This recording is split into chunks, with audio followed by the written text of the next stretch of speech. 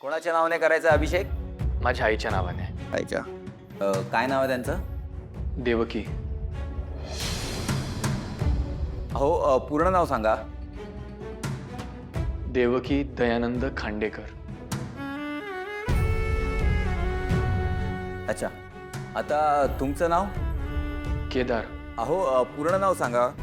पावती पुस्तकावर आहे ना आपण संपूर्ण नाव लिहितो. तुमच्या आईचं नाव देवकी दयानंद खांडेकर, म्हणजे तुमचं नाव केदार देवकी दयानंद खांडेकर, बरोबर? नाही,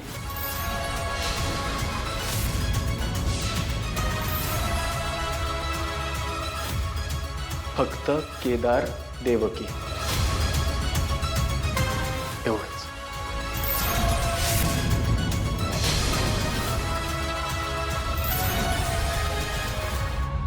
हे तुम्हाला नक्की समजलंय ना काय करायचंय ते?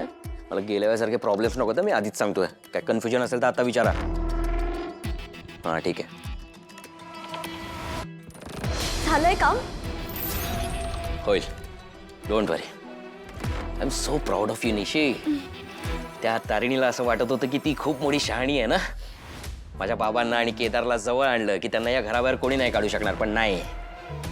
आता ते जवळ नाही येणार, लांब जाणार, आणि एवढे लांब जाणार ना की तो हेल्पर स्वतःहून या घरातून बाहेर निघून जाईल. माझ्या बाबांच्या गर्लफ्रेंडचा म्हणजेच त्या केदारच्या आईचा बर्थडे हॅप्पी असेल, पण आपल्यासाठी. Happy birthday Devaki. Happy birthday का? सगळे व्यवस्थित? समजाव जरा पोराला ना तर पाठवून तुझ्याकडेच एकदाच.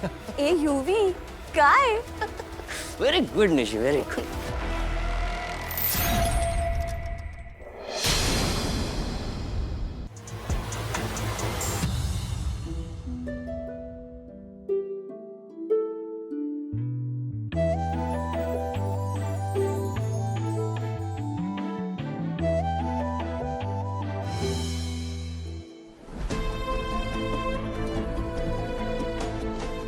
केदार, प्लीज काय करतोस? मुद्दाम करताय ना तुम्ही हे? मला दाखवायला की तुमचं माझ्या आईवरती किती प्रेम आहे ते? नाही नाही नाही रे बा, मी मुद्दाम काही करत नाहीये.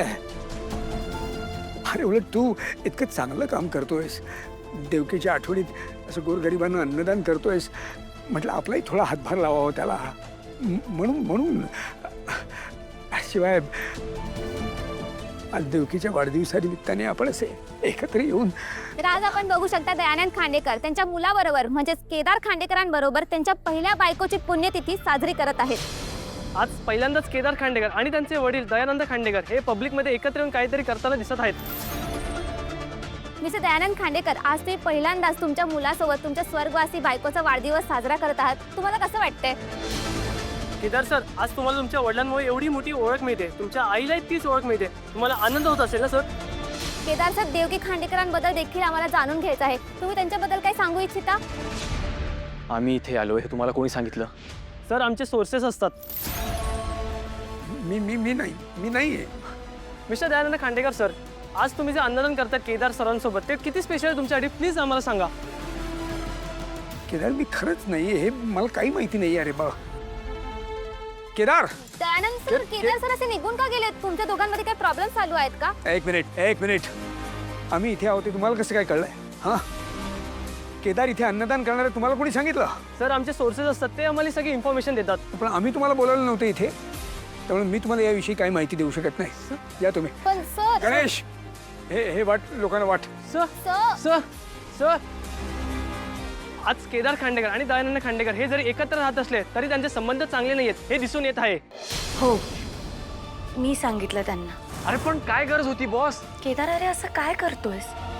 त्यांचं तुझ्या आईवर प्रेम होतं आणि त्यांना सुद्धा त्यांच्यासाठी काहीतरी करायची इच्छा होती, म्हणून मी. तुला माहितीये का त्या माणसाने इथे येऊन काय केलंय ते? शांत हो केदार, आधी मला नीट सांग काय झालंय.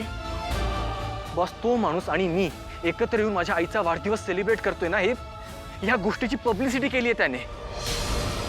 म्हणजे रिपोर्टर्सला बोलवले त्यांनी.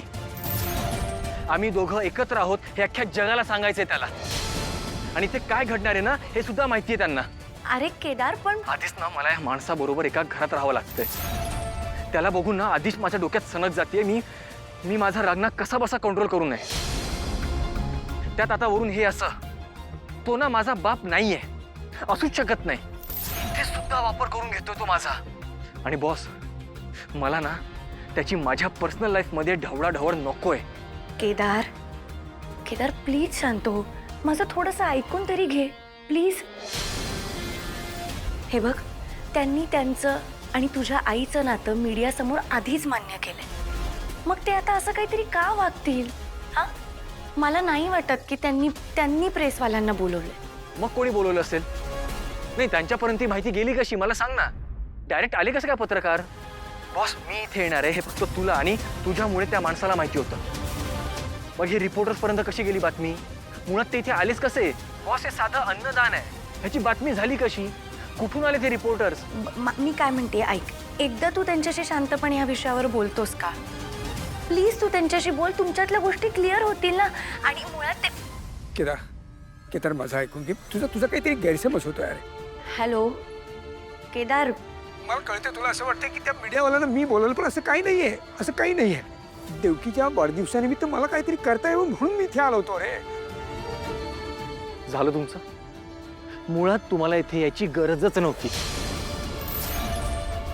कोणी बोलवलं तुम्हाला इथे? मी बोलवलं नाही ना? मग का आलात? बरं ठीक आहे, आलात तर आलात, वरून ही अशी पब्लिसिटी करताय. नाही रे बाळा, असं बस करा दयानंद खांडेकर. तुम्ही हे काय करताय ना मला चांगलंच माहिती आहे. तुम्ही केलेली पापं लोकांच्या मनातून पुसली जावी म्हणून हे नाटक करताय ना तुम्ही. तुम्ही कसे आदर्श बाप आहात असं दाखवायचं लोकांना तुम्हाला. पण एक गोष्ट ना नीट लक्षात ठेवा, लोकांच्या मनात खोटी इमेज तयार करून ना खरी नाती तयार होत नसतात. आयुष्य जातं त्याच्यामध्ये. त्यातलं प्रेम, त्यातली ना जबाबदारी ओळखावी लागते आणि ती पूर्णही करावी लागते. नुसतं बोलून चालत नसतं. हा असा पळपुटेपणा करून तुम्हाला माझा बाप व्हायचा आहे त्यासाठी करता तुम्ही हे सगळं. पण असं काहीही होणार नाहीये. तुम्ही कितीही प्रयत्न केला ना तरी माझ्या मनात तुम्ही कधीच जागा मिळवू शकत नाही. अरे नाही रे राजा, तुझं खूप मोठा काहीतरी गैरसमज होतोय. असं काही नाहीये. मी खरंच तुम्हाला काय वाटतंय? तुमची ही नाटकं बघून मी कन्व्हिन्स होईल? लहानपणापासून बघितलाय मी तुमचा खोटेपणा आणि त्याचे परिणाम माझ्यापेक्षा जास्त कोणी भोगले नाहीये. केदार, अरे खरंच सांगतोय मी, माझ्यावर विश्वास ठेव प्लीज. मग माझ्या मनात असं खरंच काही नव्हतं रे. ठीक आहे, मग मला सांगा ते रिपोर्टर्स इथे देवळात कसे आले? अरे मला खरंच माहिती नाही रे. मला सुद्धा तुझ्या एवढंच अनपेक्षित होतं हे सगळं. खरं सांगतोय. नाही, बोला. तुम्ही एकावर एक खोटं बोला. तुम्हाला जे जे काय करायचं ना ते करा. पण हे सगळं करून तुम्हाला जर असं वाटत असेल की तुम्ही माझ्यावर प्रेशर टाकाल आणि मी तुम्हाला बाबा म्हणेल, तर असं काहीही होणार नाहीये. आणि आज तुम्ही हे जे काही केलंय ना त्यासाठी मी तुम्हाला कधीच माफ करणार नाही.